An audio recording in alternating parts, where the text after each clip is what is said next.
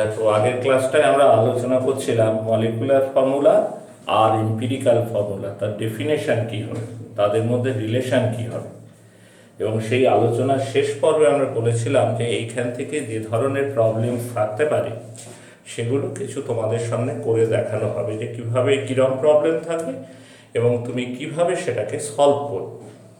এখানে একটা অঙ্ক লেখা আছে, দেখো বোর্ডে একটা কম্পাউন্ড, সেটা তিনটে এলিমেন্ট দিয়ে তৈরি, পটাশিয়াম কে, ক্লোরিন সিএল, অক্সিজেন ও। পটাশিয়াম আছে কতটা, 34.84% বাই ওয়েট, ওজনগতভাবে। ক্লোরিন আছে 28.98%, অক্সিজেন আছে 39.18%। আমাকে এইটা বলে দেওয়া আছে অঙ্কতে, তো আমাকে কি করতে হবে, what is the empirical formula of the compound, অর্থাৎ কম্পাউন্ডটা এম্পিরিক্যাল ফর্মুলা কি বা স্থূল সংকেত কি। ওয়েটের রেশিও বলে দেওয়া আছে, হ্যাঁ, তিনটে এলিমেন্ট দিয়ে তৈরি বলা আছে এবং তাদের ওয়েটের রেশিওটা বলা আছে। বলে ওরা জানতে চাইছে যে এটা স্থূল সংকেত কি, সেটা তুমি কি করে বার করবে, what is the empirical formula. তো দেখো, আমরা প্রথমে ওয়েটের রেশিওটাকে লিখে নিয়েছি। এখানে লেখা আছে, দেখো, the ratio of potassium, chlorine and oxygen, weighted ratio of the weight of potassium, chlorine and oxygen in this compound is 34.84 is to 28.98 is to 39.18. এরপরে যে কাজটা করা হয়েছে এটা ইম্পর্টেন্ট, কারণ এম্পিরিক্যাল ফর্মুলা বার করতে গেলে আমাকে কি করতে হবে, আমাকে নাম্বার অফ অ্যাটমের রেশিওতে যেতে হবে এবং সেটা সিম্পল হোল নাম্বার রেশিও, অর্থাৎ পরমাণু সংখ্যার অনুপাতে যেতে হবে এবং সেই অনুপাতটা যেন সরল অনুপাত হয়। কিন্তু আমাকে দেওয়া আছে ওয়েটের রেশিও, তাহলে ওয়েটের রেশিও থেকে আমাকে আসতে হবে নাম্বার অফ অ্যাটমের রেশিওতে। এটা কি করে আসা যায়, ওয়েটের রেশিও থেকে নাম্বার অফ অ্যাটমের রেশিওতে আসতে গেলে অ্যাটমিক ওয়েট দিয়ে ভাগ করতে হয়, weight divided by atomic weight. এটা হচ্ছে নাম্বার অফ অ্যাটম। পটাশিয়ামের অ্যাটমিক ওয়েট 39.1, ক্লোরিনের 35.5, অক্সিজেনের 16। তাহলে যে যে ওয়েটে প্রেজেন্ট আছে, যৌগের মধ্যে যার যত ওয়েট, সেই ওয়েটকে তাদের অ্যাটমিক ওয়েট দিয়ে আমরা ভাগ করে দিলাম, dividing weight by atomic wait.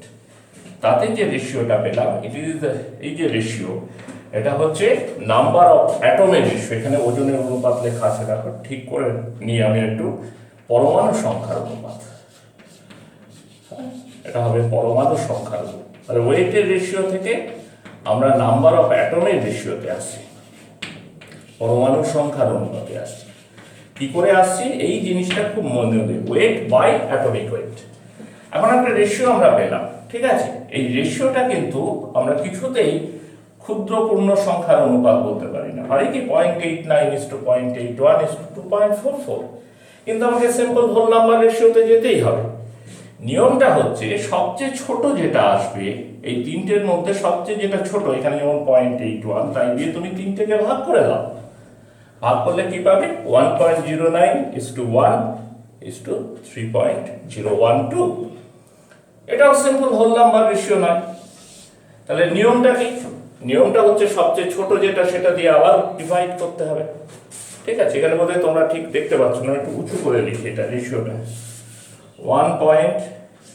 রেশিওটা হচ্ছে 1.09:1:3.012, ঠিক আছে।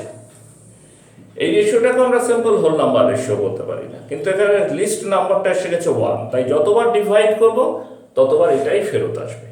তাই এই জায়গাতে এসে আমরা অ্যাপ্রক্সিমেশন নিই, মানে কি, আমরা 1.09 কে ধরে নিই, that is almost equal to, এই সাইডটার মানে হচ্ছে তাই 1, এটা তো 1 হোল নাম্বারই আছে, আর 3.01 কে ধরে নেওয়া হয় 3, তাহলে 1:1:3।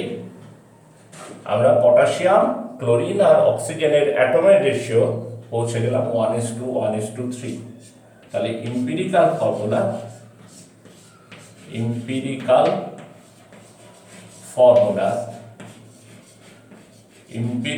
ফর্মুলা এটা কি পাবো, AClO3 একটা পটাশিয়াম, একটা ক্লোরিন আর 3টে অক্সিজেন। ঠিক আছে, তো এইভাবে আমরা ওয়েটের রেশিও থেকে নাম্বার অফ অ্যাটমের রেশিওতে আসি এবং সেখান থেকে আমরা এম্পিরিক্যাল ফর্মুলা বার করতে পারি। এরপর আমরা সেকেন্ড আর একটা প্রবলেম ডিসকাস করি। দেখো এই কম্পাউন্ডটায় হাইড্রোজেন আছে 2.04%, সালফার দেওয়া আছে 32.65%, অক্সিজেন 65.3% এবং সবগুলোই বাই ওয়েট অর্থাৎ ওজনের অনুপাতে। মলিকুলার ওয়েটটা বলে দেওয়া আছে কম্পাউন্ডে 98। বের করতে দিয়েছে what is the molecular formula, অর্থাৎ বাংলায় বলতে গেলে আণবিক সংকেত বের করতে দিয়েছে। তা আণবিক সংকেত বের করতে গেলে, মলিকুলার ফর্মুলা বের করতে গেলে তোমাকে আগে এম্পিরিক্যাল ফর্মুলা বের করতে হবে। তো আমরা দেখো একই রকমভাবে প্রসিড করেছি। হাইড্রোজেন, সালফার এবং অক্সিজেনের যেটা ওয়েটের ratio of the weight of hydrogen, sulphur এবং অক্সিজেন ইজ দিস। ঠিক আছে, এবার ওয়েটের রেশিও থেকে আমি কি করব, নাম্বার অফ অ্যাটমের রেশিওতে আসবো। কি করতে হয় আমি আগের প্রবলেমে শিখেছি, ওয়েটের রেশিও থেকে নাম্বার অফ অ্যাটমের রেশিওতে আসতে গেলে অ্যাটমিক ওয়েট দিয়ে ভাগ দিতে হয়, divided weight by atomic weight. হাইড্রোজেনের 1, সালফারের 32, অক্সিজেনের 60। আমরা এই রেশিওটা পেয়েছি। এটাকে কিছুতেই সিম্পলেস্ট রেশিও বলা যায় না। তো এই রেশিওটাকে সিম্পলেস্ট রেশিও করতে গেলে কি করতে হবে বলেছিলাম, এটা সবচেয়ে ছোট সেটাকে দিয়ে সবগুলোকে ভাগ করে দাও, করে দিলে 2:1:4। সবচেয়ে ছোট কোনটা পেয়েছিল 1.02, এটা দিয়ে 3টেকে ভাগ করে দাও 2:1:4। এখানে এখন অ্যাপ্রক্সিমেশন নিতে হলো না। তাহলে এম্পিরিক্যাল ফর্মুলা বেরিয়ে গেল H2SO4। কিন্তু প্রবলেমটা হচ্ছে মলিকুলার ফর্মুলা বের করা। এম্পিরিক্যাল ফর্মুলা থেকে কি করে মলিকুলার ফর্মুলা বের করব? আমরা একটা সম্পর্ক জানি, নো দ্য রিলেশন। তো what is the relation? Empirical formula, empirical formula into n equal to molecular formula. Empirical formula into n equal to molecular formula. এখন n যখন লিখবে সবসময় n এর পরিচয় দেবে। What is n? n হচ্ছে small whole number. নাও empirical formula আমি বের করেছি H2SO4। এই ব্র্যাকেটটা যেন মাস্ট থাকে, ব্র্যাকেটটা বাদ হয়ে গেলে কিন্তু মুশকিল। এই গোটাটার সাথে n গুণ, n is multiplied with whole of the thing H2SO4, সেটা ব্র্যাকেটটা না দিলে বোঝানো যাবে না। ঠিক আছে, তাহলে এম্পিরিক্যাল ফর্মুলা এইখান থেকে আমরা মলিকুলার ফর্মুলায় যাব। এখন এই যে এম্পিরিক্যাল ফর্মুলা আমরা পেলাম,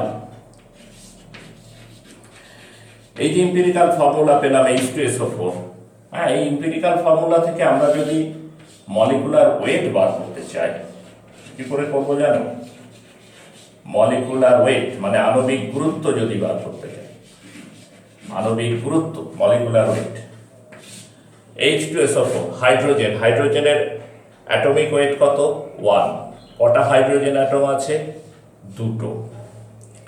সালফার অ্যাটমিক ওয়েট কত? 32। কটা অ্যাটম আছে? 1টা। অক্সিজেন অ্যাটমিক ওয়েট কত? 16। কটা অ্যাটম আছে? 4টে।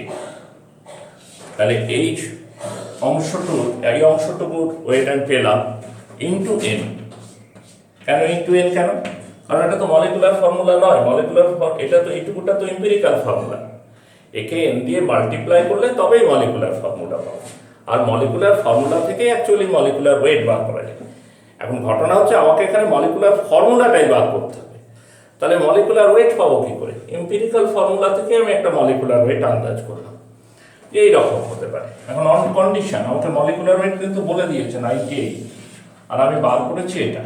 তাহলে অন কন্ডিশন বাংলায় লিখে শর্তানুসারে, অন কন্ডিশন শর্তানুসারে, এই যে 1 into 2 plus 32 into 1 plus 16 into 4, এই গোটাটাকে তুমি যদি n দিয়ে মাল্টিপ্লাই করো দ্যাট ইজ 98। ঠিক আছে, কত আসছে দেখো এই জায়গাটাতে? 2 আর 32 34, 4 ষোলো 64, তার মানে 98n ইকুয়াল টু 98, তাহলে n ইকুয়াল টু 1। তাহলে what is the molecular formula? Molecular formula হচ্ছে এম্পিরিক্যাল ফর্মুলা ইন্টু n। তাহলে মলিকুলার ফর্মুলা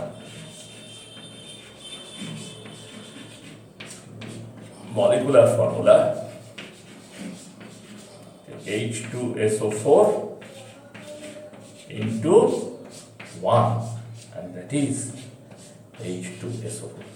এই ব্র্যাকেটটা যদি না থাকতো তাহলে এই দুটোর মধ্যে what is the difference between that?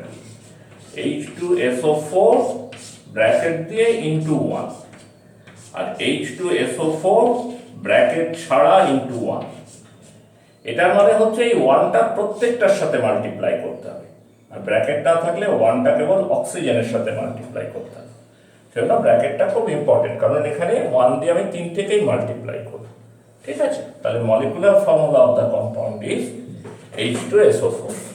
তো এরকম করে এটা হচ্ছে আর একটা অঙ্ক।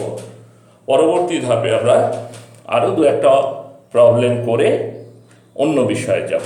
আজ এই পর্যন্ত।